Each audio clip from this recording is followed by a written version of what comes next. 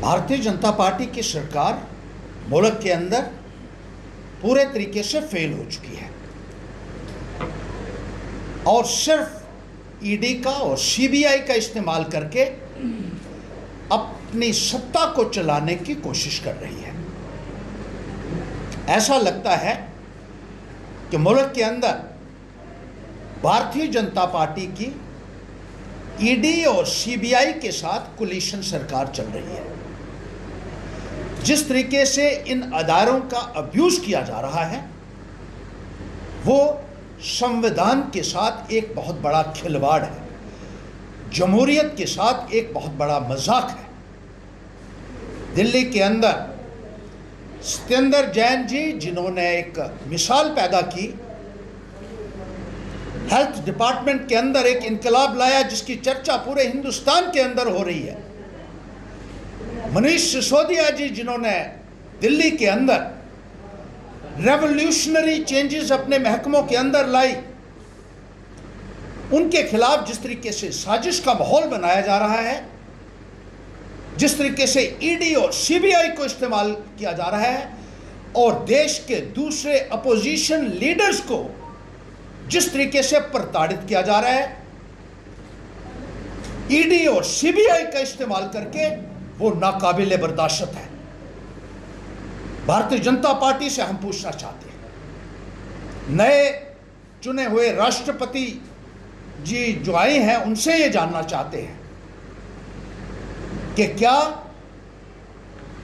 Bharatiya Janata party को खुली छूट दे रखी है ऑटोनॉमस बॉडीज को अपोजिशन के खिलाफ इस्तेमाल करने के लिए, और यह पूछना चाहते हैं कि भारतीय जनता पार्टी के भ्रष्ट नेताओं के खिलाफ कोई भी कार्रवाई क्यों नहीं की जा रही है, ईडी और सीबीआई क्यों खामोश हैं, बीजेपी के भ्रष्ट मंत्रियों और विधायकों के खिलाफ कार्रवाई क्यों नहीं हो रही।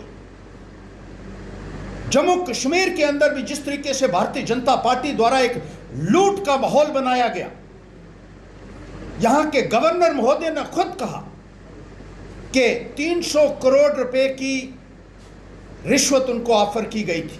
उन्होंने यह भी कहा था एक पावर प्रोजेक्ट की कीमत 35% बढ़ाकर 100 करोड़ रुपया रिश्वत का ऑफर किया गया था हाइड्रो प्रोजेक्ट को क्लियर करने के लिए। वहां इंक्वायरी कुछ अफसरों के खिलाफ शुरू की गई, लेकिन जो बीजेपी के नेता उस महकमे को चला रहे थे, जो मंत्री उस महकमे को चला रहे थे, उनको अभी तक क्लीन चिट कैसे दी गई है, उनको क्यों नहीं पूछा गया। उन्हीं गवर्नर महोदय ने, सतपाल मलिक जी ने यह भी कहा था कि बहुत सारे ऐसे नेता हैं जिन्होंने दिल्ली के अंदर, बम्बे के अंदर और विदेशों में अपने महलनुमा बंगलोज बनाए हुए हैं, उनके ऊपर कोई कार्रवाई नहीं हुई। जब डिमोनेटाइजेशन हुआ तो एक मंत्री के बारे में यह कहा गया था कि उस करोड़ों रुपए उसकी गाड़ी से बरामद हुए जो वो कन्वर्ट करने जा रहे थे, उन मंत्री के खिलाफ कुछ नहीं हुआ। एक मंत्री के बारे में यह कहा गया कि उन्होंने एक एनवायरमेंटली फ्रेजाइल एरिया में परमिशन कंस्ट्रक्शन की देने के लिए करोड़ों रुपए की रिश्वत ली, उनके खिलाफ कोई कार्रवाई नहीं हुई।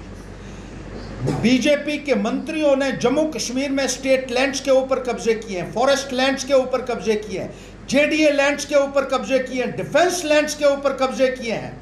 ईडी और सीबीआई कहां है, क्यों उनको नहीं पूछा जा रहा है, एक बहुत बड़ा प्रश्न है। भारतीय जनता पार्टी के नेताओं ने इलीगल स्टोन क्रशर्स चलाए हुए हैं जो सुप्रीम कोर्ट की गाइडलाइंस को वायलेट कर रहे हैं। भारतीय जनता पार्टी के नेताओं ने इलीगल ब्रिक किलन्स चलाए हुए हैं, उनको पूछने वाला कोई नहीं।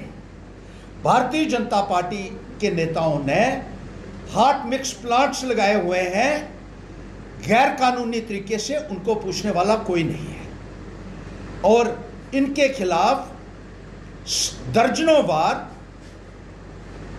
कंप्लेंट्स हुई हैं। गवर्नर महोदय ने खुद कहा कि भारी पैमाने के ऊपर J&K बैंक की भर्तियों में धांधली की गई और 3000 नौजवानों को बैकडोर से J&K बैंक में भर्ती किया गया बीजेपी पीडीपी की सरकार ने। मुझे ये हैरानगी होती है कि जब केस सीबीआई को गया तो उसमें कहा गया था सिर्फ पीडीपी के नेताओं ने ये किया है। बीजेपी के नेताओं ने जिन लोगों को लगाया है वो भी हमारे पास लिस्टें हैं, लेकिन बीजेपी को जिस तरीके से खुली छूट दी जा रही है लूट खसूट करने के लिए और उनको इम्यूनिटी दी जा रही है ईडी और सीबीआई द्वारा, ऐसा लगता है कि मुल्क के अंदर हुकूमत भारतीय जनता पार्टी अकेले नहीं कर रही है, बल्कि ईडी और सीबीआई के साथ एक गठबंधन सरकार जो है वो भारतीय जनता पार्टी की चल रही है, जो संविधान का सबसे बड़ा उल्लंघन है।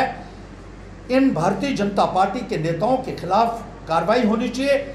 हम सुप्रीम कोर्ट से अपील करना चाहते हैं, जुडिशरी से अपील करना चाहते हैं कि एक जुडिशियल प्रोब होना चाहिए, क्योंकि एजेंसीज के ऊपर से लोगों का भरोसा पूरी तरीके से उठ चुका है।